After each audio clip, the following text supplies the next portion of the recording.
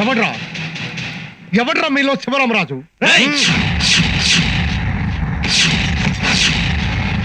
నోరు జారితే నాలికి తెగుద్ది. పద్ధతిగా మాట్లాడు. శివరామరాజు అంటే ఒక్కడు కాదురా, ముగ్గురు. నీ దగ్గర మర్యాద నేర్చుకోవడానికి రాలేదు, నీ అంతు చూడ్డానికి వచ్చాను.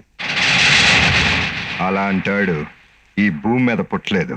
ఇద్దరు తమ్ముళ్ళనందుకే నీకింత పొగరుంటే ఇంత పొలిటికల్ బ్యాక్గ్రౌండ్ ఉన్న నాకెంత పొగరుండాలి?